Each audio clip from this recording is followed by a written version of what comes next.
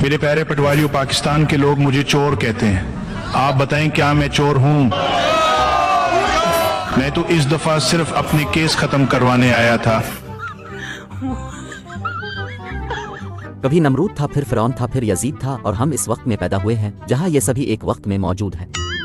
बाबा जी फरमाते हैं कि सबसे ज्यादा फिरौन तो पाकिस्तान में पाए जाते हैं, क्योंकि अगर कोई जूनियर क्लर्क भी लग जाए तो वो भी फिरौन बन जाता है। मुल्क शाम में फंसे 300 पाकिस्तानी वतन वापस आकर उन 25 करोड़ में शामिल हो गए जो पहले से फंसे हुए थे। पटवारी हर साल एक नया सबक सिखा जाते हैं। ये पटवारियों ने जीकर साबित कर दिया कि इज्जत के बगैर भी जिंदगी गुजारी जा सकती है। पंजाब हुकूमत ने कौमी असेंबली के अरकान की तनख्वाहें बढ़ाकर 1 लाख से 5 लाख कर दी,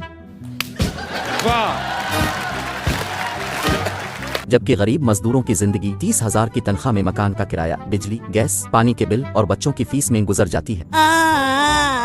उज़मा बुखारी कहती हैं कि मेरा गुजारा 1,90,000 में नहीं होता। और जहाँ तक तनख्वाहों के हिसाब से आपने बात की है, ये तमाम तनख्वाहें आप देख रहे हैं विदाउट टैक्सेस। मेरे भाई जरा इसकी कैलकुलेशन निकाल लें कि ये जो तनख्वाहें आपको बताई गई है ना, कम से कम गुजरा की तनख्वाह में मुझे पता चला है कि 3.5 लाख रुपए तो पहले टैक्स देना है जी, उसके बाद जो बाकी बचेगा। अच्छा, डोनाल्ड ट्रंप के सीनियर एडवाइजर ने खान को रहा करने का कहा तो पाकिस्तानियों ने इसे लौंडेबाज कहना शुरू कर दिया, और दूसरी तरफ बिलावल को वजीर आजम बनाने पर गौर किया जा रहा है। हमारे पाकिस्तानियों ने भी इस अंग्रेज को कच्चे का डाकू बना डाला। बड़े मियाँ साहिब लंदन चले गए तो क्या हुआ, वो नए साल की शुरुआत भी उन्हीं गालियों से ही करेंगे।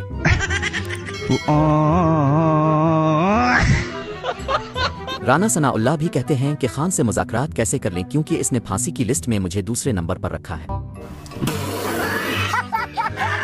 दोस्तों, आज की वीडियो में हम आपको पाकिस्तानी सियासतदानों की बहुत सारी मिजाहिया वीडियोस दिखाने वाले हैं, लेकिन इससे पहले आपसे गुजारिश है कि हमारे चैनल को सब्सक्राइब करके इस वीडियो को लाजमी से लाइक कर दें। तो लाइक और शेयर ठोक दीजिए, महाकाल का दबा के लाइक और शेयर ठोक दीजिए।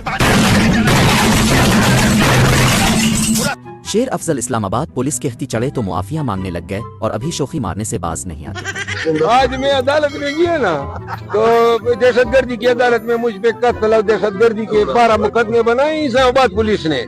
तो मेरे वकील का नाम जो है ना, वो हमारे इस्लामाबाद हाई कोर्ट बार के सदर है, रियासत अली आजाद। तो मैंने कहा कि ये वाहिद रियासत है जो आजाद है, बाकी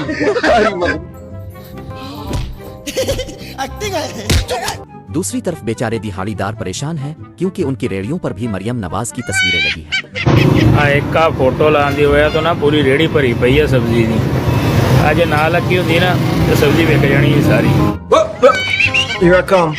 दोस्तों, पाकिस्तान की सियासत नजासत ही नजासत, जैसे मिरासी को पानी से डर लगता है, ऐसे ही हमारी सियासत में सियासतदानों को सच बोलने से डर लगता है। उज़मा बुखारी हो, डिडो चार्जर हो या फिर आता तारड़ हो, ये वो खुराफाती अजूबे हैं जिन्हें हम किस्मत से देख रहे हैं, वरना तो माँ ऐसे बच्चों को अक्सर जाय कर देती हैं। यकीन जानिए कि ऐसे लोगों की हमें कदर करनी चाहिए। ऐसे लोग अक्सर अपने बाप की वफात के 4 साल बाद पैदा होते हैं।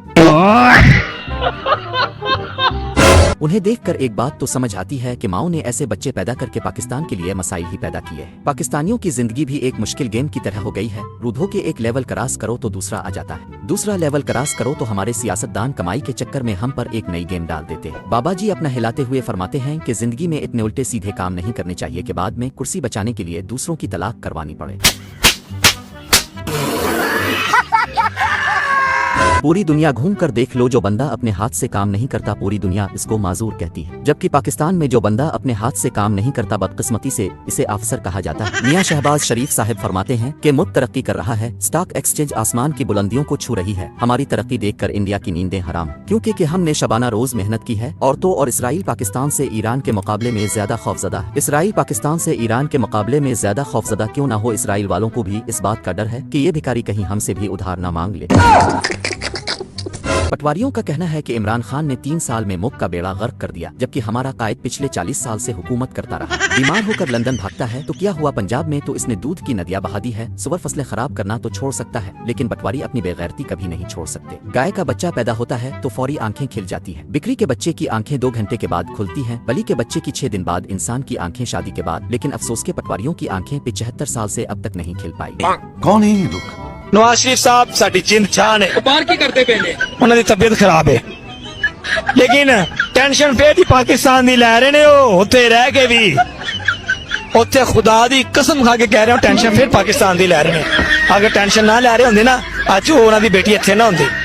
उन्होंने अपनी बेटी ਨੂੰ ਭੇਜਿਆ है बाजी मरियम नवाज ਨੂੰ कि मेरी कौम बर्बाद ना होवे, तकसीम ना होवे। ड्यूटी लाई बाजी मरियम नवाज दी, जाओ मेरी कौम को एक तरफ यकता कर दो। साले का खोपड़ी तोड़ साले का। जनाब, एक तरफ जियो और हुकूमती टोला रिचर्ड गिरनील को खसरा कह रही है, लौंडेबाज होने का ताना दे रही है, वही यहाँ पर बिल्लो रानी को वजीर आजम बनाने की दौड़ लगी हुई है। इमरान खान ने कहा था कि एक वक्त ऐसा आएगा जब सारे के सारे चोर डाकू इकट्ठे हो जाएंगे। 2024 में भुट्टो के गानों पर पटवारियों को नाचते देखा गया। दुनिया में सब कुछ बदल सकता है, लेकिन पटवारियों की हालत कभी नहीं बदल सकती। साल 2024 का बेड़ा गर्क करने के बाद पटवारी 2025 में एक नए विजन के साथ आएंगे।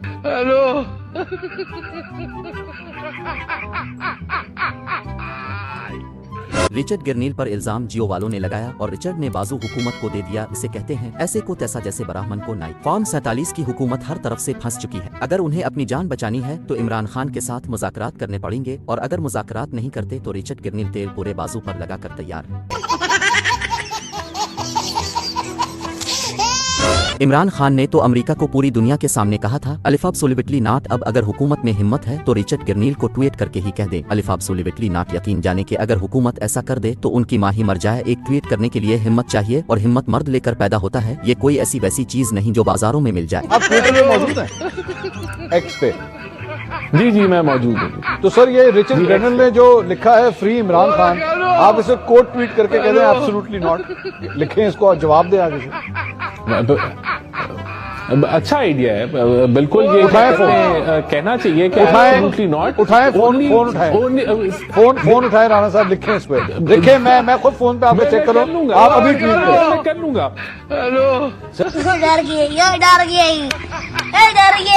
जनाब, पूरी की पूरी नून लीग में एक भी ऐसा नहीं जो खुल के सच बोलने की हिम्मत रखता हो। ये हमेशा जब भी बात करते हैं घुमा के बात करते, और आप तो जानते हैं कि घुमा के बात करना मुनाफिक का काम है। फॉर्म 47 का ये टोला कितना हिम्मत रखता है, इस वीडियो को देखकर आपको समझ आ जाएगी। उस वक्त के चीफ जस्टिस की प्लानिंग थी पीटीआई को लाना। दोबारा बोलिएगा, एक मिनट सर, एक मिनट, क्या दोबारा बोलिएगा, किसकी प्लानिंग थी सर? नाम और उस वक्त की जुडिशरी ने राह हमवार की। नाम लीजिएगा, अभी नाम लिया था आपने, नाम लीजिए। बाजवा साहब बिल्कुल वो सियासत में मुलव्वस थे, उसका एतराफ उन्होंने खुद किया है। एज ए चीफ उन्होंने किया है इस चीज का एतराफ कि हम सियासत में पहले मुदाखलत कर रहे थे, हमें उसका नुकसान हुआ है, मुल्क को नुकसान हुआ है, अब हमें नहीं करना चाहिए। आप लोग ले रहे हैं एक्शन उनके खिलाफ? अब वो देखें जनाब, हमारी हुकूमत में जहाँ भी देखो ड्रामे ही ड्रामे नजर आते हैं। नून लीग के ऑफिशियल उज़मा बुखारी का कहना है कि चीन के वाइस चेयरमैन ने मरियम नवाज को कहा है कि मैं आपको पाकिस्तान की एक बड़ी उभरती हुई लीडर देख रहा हूँ। अब समझ इस बात के लिए जाती है कि इस बात पे हंसा जाए और रोया जाए। चीन का वाइस चेयरमैन का ओहदा सिरे से मौजूद ही नहीं। लगता है उज़मा बाजी को गलत फहमी हो गई हो, शायद उन्होंने किसी डिप्टी मेयर को चेयरमैन समझ लिया हो। वाइस चेयर है चाइना के, जो प्रेसिडेंट शी जिनपिंग के बाद जिनका जो है वो नंबर आता है, और उन्होंने जो अल्फाज इस्तेमाल किए चीफ मिनिस्टर साहबा के लिए वो ये थे कि उन्होंने कहा कि मैं आपके अंदर एक बहुत सीजन और एक बहुत उभरती हुई बड़ी लीडर देखता हूँ, और मुझे लगता है कि आप जो पाकिस्तान के चंद बड़े लीडर्स में से शुमार होंगी। वाह दीदी। मजीद उज़मा बुखारी का कहना था कि 1,90,000 मुझे तनख्वाह मिलती है, इसमें अगर कोई नॉर्मल इंसान जिंदगी गुजार सकता है तो बताएं हैरत तो इस बात पे होती है कि फॉर्म 47 की पैदावार अपनी तनख्वाह 2 लाख से 9 लाख करवाने के चक्कर में है। कहती है कि 1,90,000 में किसी का गुजारा नहीं हो सकता। यहाँ आवाम 25 से 30,000 कमाने के लिए दर दर भटकती, खून पसीना बहाती है, तब भी गुजारा नहीं कर सकती, और उनका गुजारा 2 लाख में भी नहीं हो सकता। वैसे जिस हिसाब से ये सीट पर आई है, उन्हें तनख्वाह बढ़ाने के बजाय जूते और अंडे मिलने चाहिए थे। सबसे बड़ी बदकिस्मती तो ये है कि यहाँ पर ऑनलाइन थूकने का कोई ऑप्शन ही नहीं। अगर ऑप्शन होता तो 25 करोड़ आवाम उनके मुंह पर थूकती। 1,90,000 मुझे तनख्वाह मिलती है, उसके अंदर आप जो है वो एक नॉर्मल तरीके से अगर जी सकते हैं तो बता दें।